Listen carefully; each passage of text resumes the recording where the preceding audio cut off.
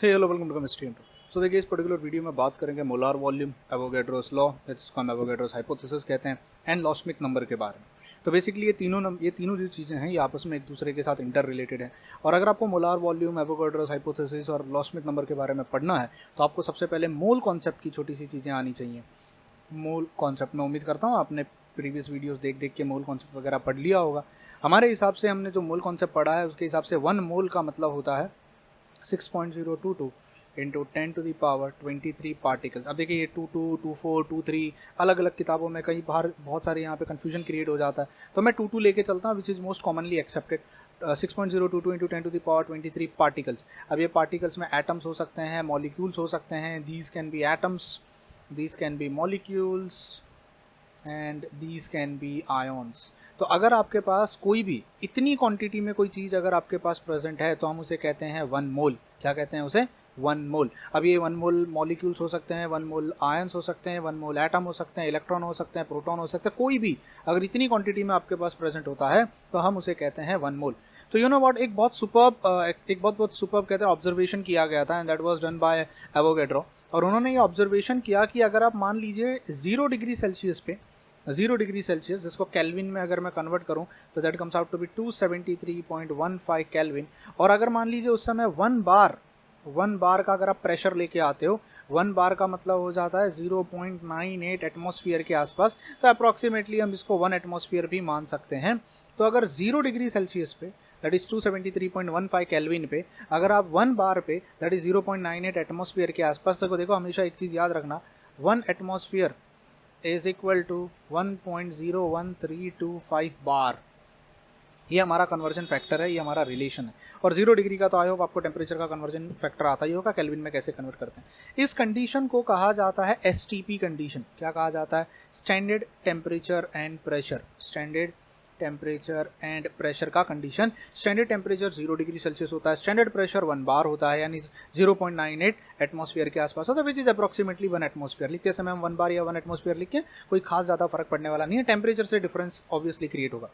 तो एवोगैड्रो साहब ने ये ऑब्जर्व किया कि मान लीजिए आप अलग अलग कंटेनर लेते हैं, यू टेक डिफरेंट कंटेनर्स। पहला कंटेनर मान लीजिए आप लेते हैं, दूसरा कंटेनर मान लीजिए आप लेते हैं, तीसरा कंटेनर। पहले कंटेनर के अंदर आप लेके आते हैं 1 मोल हाइड्रोजन, 1 मोल हाइड्रोजन का गैस, ठीक है, 1 मोल हाइड्रोजन का गैस। फिर आप लेके आते हैं 1 मोल ऑक्सीजन का गैस, O2 का गैस। और फिर आप लेके आते हैं 1 मोल नाइट्रोजन का गैस, N2 का गैस। अब बहुत सारे लोग सोचेंगे सर हाइड्रोजन को H क्यों नहीं लिखा, ऑक्सीजन को O क्यों नहीं लिखा, नाइट्रोजन को N क्यों नहीं लिखा? बेटा वो एटम्स हैं। और हमारा जो ये हमने ये प्रीवियस बेसिक्स में आप लोगों ने, उम्मीद करता हूँ आपने देखा होगा मेरे ऐप पे जितने भी मैंने वीडियोस डाले हैं, और आपने ये पढ़ा होगा कि कुछ एटम्स होते हैं जो डायटोमिक फॉर्म में रहना पसंद करते हैं। तो हाइड्रोजन कभी हाइड्रोजन नहीं होता, वो हाइड्रोजन बॉन्ड हाइड्रोजन होता है, ऑक्सीजन डबल बॉन्ड ऑक्सीजन होता है, और नाइट्रोजन ट्रिपल बॉन्ड नाइट्रोजन होता है। तो नाइट्रोजन नेचर में डायटोमिक फॉर्म में यानी 2 एटम वाले फॉर्म में रहना पसंद करता है, ऑक्सीजन भी 2 एटम। अब ये फॉर्म बॉन्ड कैसे बनते हैं, कितने बनते हैं, ये सब मैंने जो ऐप पे जो पूरा प्लेलिस्ट है, जो पूरा वीडियो लिस्ट है, उसमें मैंने सब कुछ डिटेल में डिस्कस करके बताया कि कैसे सिंगल बॉन्ड बनता है, कैसे डबल बॉन्ड बनता है और कैसे ट्रिपल बॉन्ड बनता है। अभी मैं उसको फिलहाल यहाँ एक्सप्लेन नहीं कर सकता बिकॉज ये बॉन्डिंग का पार्ट हो जाता है, ठीक है। तो 1 मोल हाइड्रोजन में कितना लाऊं? हाइड्रोजन अगर मुझे 1 मोल चाहिए, मतलब मुझे 6.022 इंटू 10⁻23 मॉलिक्यूल्स चाहिए, किसका? हाइड्रोजन का। 6.022 इंटू 10⁻23 मॉलिक्यूल्स मुझे चाहिए, किसका? ऑक्सीजन का। और इतना ही 6.022 इंटू 10⁻23 मॉलिक्यूल्स मुझे चाहिए नाइट्रोजन का। तो क्या सबका वजन मुझे सेम लाना पड़ेगा? सबके एटम्स अगर इक्वल हैं तो सबका वजन भी सेम लाना पड़ेगा? जी नहीं, ये भी हम लोगों ने मोल कॉन्सेप्ट में पढ़ा है कि जैसे कल को मैं आपको कहता हूँ मुझे 1 डजन पेन चाहिए, 1 डजन पेन, तो आप मुझे 12 पेन ला के देते हो, 12 पेन का वजन अलग होता है। अगर मैं कल को कहूँ मुझे 1 डजन बुक चाहिए, 1 डजन बुक, तो आप मुझे 12 बुक ला के दोगे, और उन 12 बुक्स का प्राइस जो होगा, वजन जो होगा वो अलग होगा। आपको सिर्फ क्वांटिटी से मतलब है, आपको वजन से मतलब नहीं है। आपको ये लेना देना नहीं है कि 12 पेन का वजन कितना होता है और 12 बुक का वजन कितना होता है। आपको लेना देना इस बात से है कि वो 12 है कि नहीं है। तो सिमिलरली मैंने यहाँ पे हाइड्रोजन लिया, वो इतनी होनी चाहिए, वो 1 मोल होना चाहिए, ये 1 मोल, ये 1 मोल, यानी इतने मॉलिक्यूल इसके, इतने मॉलिक्यूल इसके, इतने मॉलिक्यूल इसके। अब इतने मॉलिक्यूल यानी 1 मोल हाइड्रोजन लाना होगा तो 2 ग्राम लाना पड़ेगा, वजन अलग है। इसका वजन हो जाएगा 32 ग्राम, क्योंकि ऑक्सीजन भारी एटम होता है, तो उसका इतना एटम्स, इतने मॉलिक्यूल्स लाने के लिए 32 ग्राम लाना पड़ेगा। किसको कहते हैं? Molar waste. क्या कहते हैं इसको? Molar mass. Molar mass molecular mass में आई होप फ़र्क पता है आपको। 2 AMU उसका मॉलिक्यूलर मास होगा, पर 2 ग्राम उसका मोलार मास होगा। AMU में जब आप रिप्रेजेंट करते हो तो वो क्या हो जाता है? वो मॉलिक्यूलर मास हो जाता है। और अगर उसी चीज़ को ग्राम्स में लिखते हो तो वो क्या हो जाता है? मोलार मास हो जाता है। ठीक है, इसके ऊपर डिटेल वीडियो मैंने बनाया हुआ है। डिटेल वीडियो मैंने ऐप पे जो पूरी प्लेलिस्ट है, some basic concept of chemistry की, यहाँ पे मोल कॉन्सेप्ट एंड स्टोइकियोमेट्री मैंने समझाई है, पूरा मैंने ये आपको वहाँ पे एक्सप्लेन करके दे रखा है। उम्मीद करता हूँ आपने वो सब देखा होगा। ठीक है, तो ये 32 ग्राम हो जाएगा। नाइट्रोजन अगर लेके आऊँगा तो नाइट्रोजन कितना हो जाएगा? 28 ग्राम हो जाएगा। सी, मुझे फ़र्क नहीं पड़ता वजन कितना लाया, पर मुझे किस बात से फ़र्क पड़ रहा है? इसमें भी उतने ही मॉलिक्यूल्स हैं जितने इसमें है, उतने ही मॉलिक्यूल इसमें है। तो एवोगैड्रो सर ने ये ऑब्जर्व किया कि जब आप सेम टेम्परेचर और सेम प्रेशर पे अलग अलग गैसेस को लेते हो और अगर उनमें सेम नंबर ऑफ मॉलिक्यूल्स हैं तो वो इक्वल वॉल्यूम ऑक्यूपाई करेंगे। वो इक्वल, इसका भी उतना ही वॉल्यूम होगा जितना इसका होगा, और इसका भी। सी, वजन अलग अलग है, मुझे उससे फ़र्क नहीं पड़ता। ये 2 ग्राम है, ये 32 ग्राम है, ये 28 ग्राम है, पर इसके अंदर भी जितने मॉलिक्यूल्स प्रेजेंट हैं हाइड्रोजन के, उतने ही मॉलिक्यूल इसके अंदर भी प्रेजेंट हैं ऑक्सीजन के, इसके अंदर भी उतने ही मॉलिक्यूल प्रेजेंट हैं नाइट्रोजन के। हो सकता है वजन अलग अलग हो, एटम भारी हो, एटम हल्का हो, बट मॉलिक्यूल भारी हो, मॉलिक्यूल हल्का हो, पर मॉलिक्यूल तो उतने ही है। इसमें भी उतने ही मॉलिक्यूल है, इसमें भी उतना ही है, इसमें भी उतना ही है। They will occupy equal volumes unless and until आप टेम्परेचर और प्रेशर चेंज नहीं करते। तो एवोगैड्रो सर ने इसको फर्दर और हमने प्रूव भी किया कि अगर 0 डिग्री सेल्सियस पे 1 बार कंडीशन पे अगर मैं कोई भी गैस लेता हूँ और अगर वो आइडियल बिहेवियर दिखाती है, आइडियल गैस होती है, मतलब एक्चुअली में वो गैस है सच में, इसमें कोई एक्सेप्शन नहीं है, कोई प्रॉब्लम नहीं है, एक्चुअली में वो गैस जैसा ही बिहेव कर रही है, उस कंडीशन में आपकी जो वॉल्यूम यहाँ निकल कर आती है, volume that comes out to be 22.414 litre. 22.414 litre. अगर इसको मैं ml में रिप्रेजेंट करने की कोशिश करूं, अभी इसको मैं dm क्यूब भी लिख सकता हूं, डेसीमीटर क्यूब, या इसको लीटर लिख सकता हूं, या इसको 22.414 सेंटीमीटर क्यूब लिख सकता हूं, जिसको हम ml लिख सकते हैं। समझ में आया? बिकॉज डेसीमीटर क्यूब को सेंटीमीटर क्यूब में कन्वर्ट करना है तो मल्टीप्लाई करना पड़ता है। तो क्या मैं यूँ कह सकता हूँ कि 1 mole of any gas, 1 mole of any gas at STP corresponds to 22.414 litre. Correct है? क्या मैं यूँ कह सकता हूँ 1 मोल gas that is nothing but 6.022 into 10 to the power 23 molecules of gas will correspond to 22.414 litre, 414 litre volume. लेकिन ये कब होगा? Only eight STP। कंडीशन बदलनी नहीं चाहिए, 0 डिग्री और 1 बार का प्रेशर होना चाहिए तब। तो क्या अगर कल को मैं आपसे पूछूं, मुझे बताइए टोटल वॉल्यूम कितना है, तो क्या मेरा फॉर्मूला बन सकता है? 1 मोल कितना ऑक्यूपाई करता है? 22.414। तो सबसे पहले तो मुझे बताइए गैस कितना मोल्स है। Can I right number of moles multiplied by 22.414? तो 22.414 जो तुम देख रहे हो यहाँ पे, ये 1 मोल का वॉल्यूम है, 1 मोल का वॉल्यूम। इसीलिए इसको कहा जाता है मोलार वॉल्यूम। क्या कहा जाता है? Molar volume. उम्मीद करता हूँ ये लॉजिक समझ में आया। और इस लॉ को कहा जाता है एवोगैड्रोस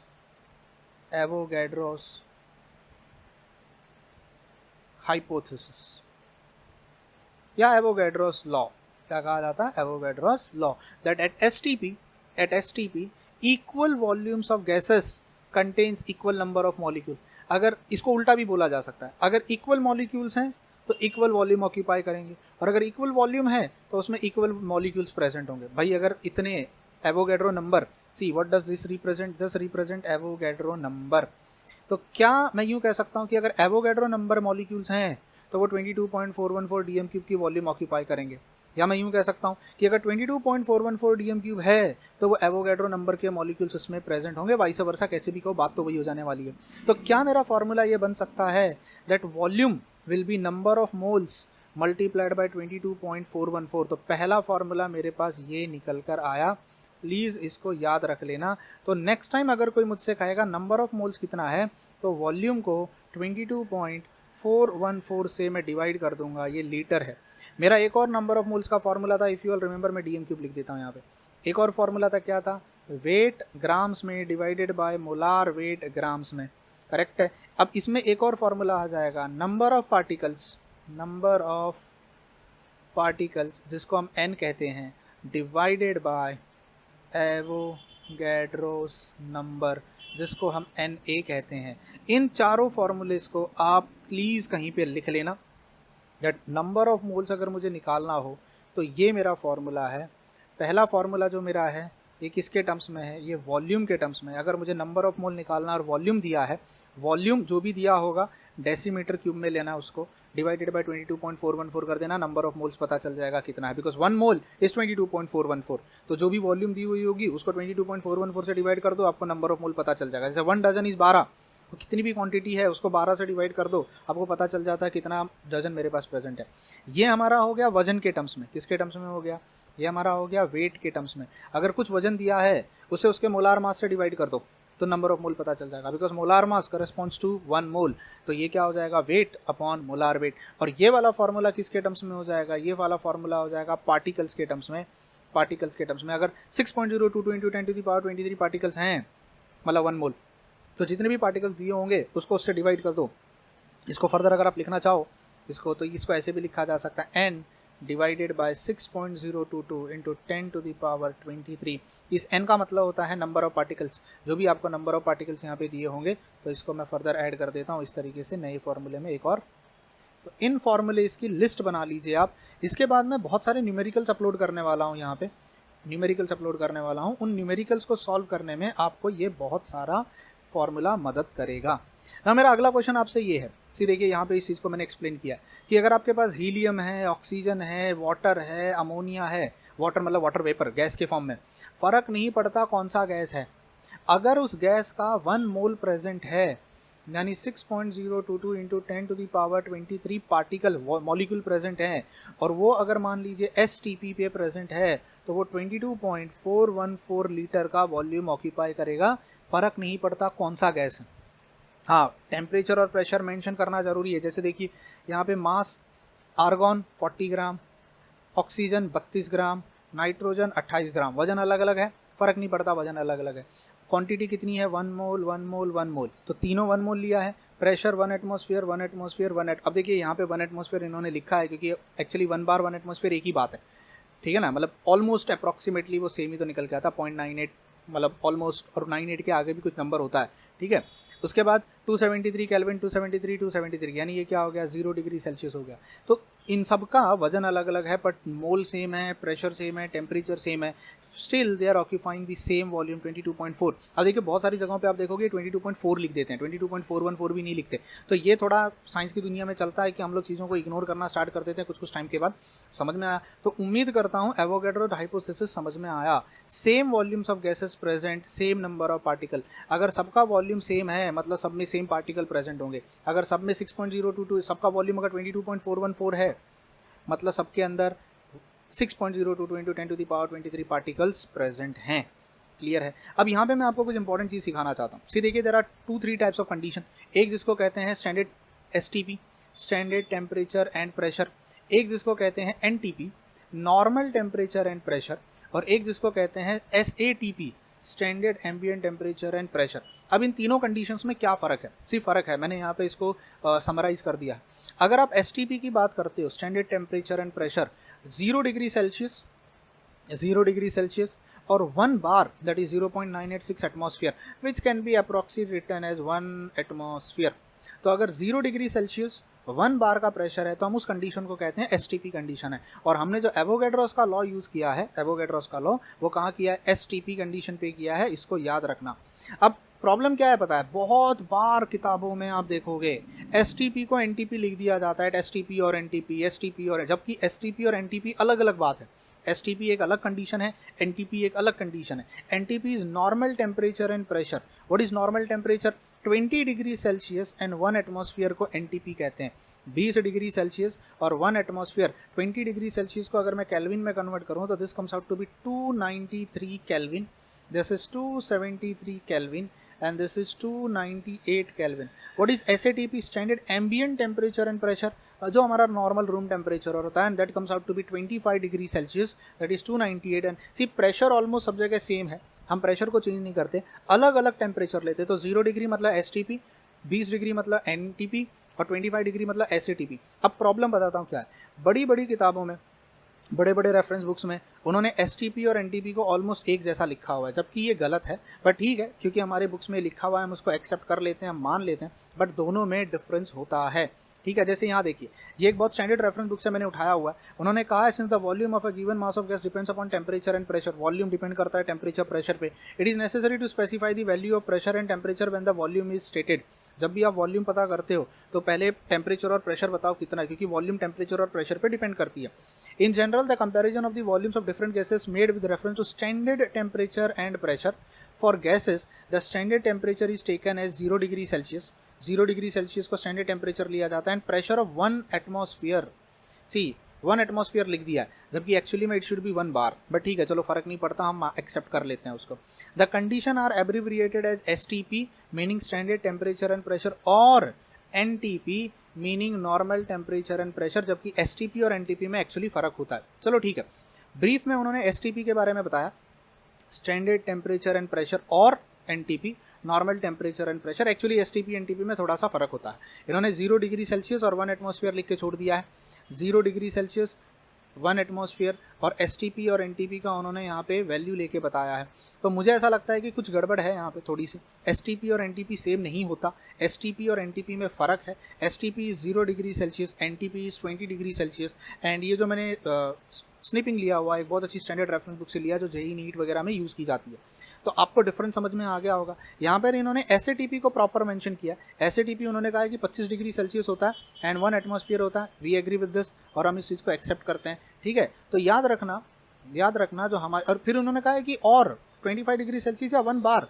अब 1 बार 1 एटमॉस्फेयर ऑलमोस्ट सेम ही होता है, but actually there is a difference, थोड़ा सा डिफरेंस होता है कि 1 एटमॉस्फेयर जो होता है दैट इज़ 1.01325 बार के बराबर होता है, और 1 बार को अगर मैं लिखूं तो वो 0.98 एटमॉस्फेयर के बराबर होता है। तो हम ऑन एन एवरेज पेपर्स में राउंड ऑफ कर लेते हैं, क्या फ़र्क पड़ता है, 98.98 और 1 तो एक ही बात है, ज़्यादा डिफरेंस क्रिएट नहीं होता कॉम्पिटिटिव एग्जाम्स की तैयारी करते समय। बट आई होप आपको ये फ़र्क समझ में आएगा कि कैसे थोड़ा बहुत कभी कभी कन्फ्यूजन क्रिएट हो जाता है। तो आप इस कंडीशंस को यहाँ पे, ये जो मैंने लिख के दिया है और ये जो मैंने बनाया, इसको लिख लीजिएगा, this will be really helpful for you people, ये आपको काम आएगा। तो उम्मीद करता हूँ एवोगैड्रोस लॉ समझ में आया।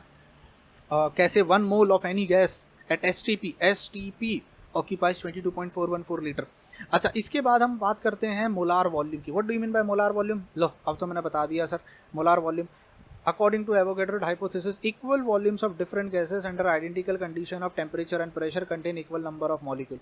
अगर टेम्परेचर प्रेशर कांस्टेंट है और अलग अलग गैस हैं, और अगर उनकी वॉल्यूम इक्वल है, तो भाई पक्का उनके अंदर सेम मॉलिक्यूल्स प्रेजेंट होंगे, equal number of molecule present होंगे। उल्टा, अगर equal number of molecule present है, टेम्परेचर प्रेशर कांस्टेंट है, तो उनकी सेम वॉल्यूम होगी। मतलब वाइस वर्सा, हम ऐसे भी बोल सकते हैं, ऐसे भी बोल सकते हैं। तो alternatively any molecules of any gas as STP have the same volume. This volume has been experimentally founded to be 22.4 litre at STP। Can you say this? ये देखो, इन्होंने अब यहाँ पे भाई ये स्मार्ट करते हैं काम, 1.01 बार, 1.01 बार करेक्ट है, is called molar volume. The in general molar volume of any gas is the volume of 1 mole of gas at STP। 1 mole of gas का जो भी वॉल्यूम होता है उसे हम कहते हैं मोलार वॉल्यूम। याद रखना ये इंपॉर्टेंट चीज़। फिर under similar condition of temperature and pressure, equal volume of all gases contain equal number of molecule. Sir अब हमको समझ गया ये क्या है, क्लियर है। तो इससे रिलेटेड जो फॉर्मूलाज मैंने आपको यहाँ दिए हैं, इन फॉर्मूलेज को प्लीज़ लिख लो। नंबर ऑफ मोल कैसे निकालते हैं, पहला वॉल्यूम के टर्म्स में, दूसरा वेट के टर्म्स में, तीसरा पार्टिकल के टर्म्स में, और फिर वो पार्टिकल की जगह मैंने Na की जगह यहाँ पे ये नंबर को रिप्रेजेंट कर दिया, इसके टर्म्स में कैसे निकाला जाता है। ये सारे न्यूमेरिकल सॉल्व करते इसमें काम आने वाला है। ठीक है, अब बात करते हैं एक लास्ट टॉपिक की, जिसको कहा जाता है Loschmidt number. What basically is law-Smith number? भाई मुझे एक बात बताओ, 22.414 लीटर में कितने पार्टिकल्स होंगे? थोड़ी देर पहले तो पढ़ा, अगर 22 लीटर की वॉल्यूम है तो भाई उसके अंदर पक्का कोई भी गैस होने दो, 6.022 into 10 to the power 23 particles होंगे। अच्छा, इसका मतलब 22.414 ml में, ml सेंटीमीटर में कितने पार्टिकल्स प्रेजेंट हैं? 6.022 into 10 to the power 23 particle present है। तो मान लीजिए कल को अगर मैं 1 ml का गैस लेके आऊँ, 1 ml का गैस, उसमें कितने पार्टिकल्स होंगे? तो 1 ml के में x पार्टिकल होंगे, और उसी को कहा जाता है लॉ-स्मिथ नंबर। क्या कहा जाता है? Loschmidt number. तो बताओ कितने नंबर ऑफ पार्टिकल्स होंगे, x पार्टिकल्स होंगे।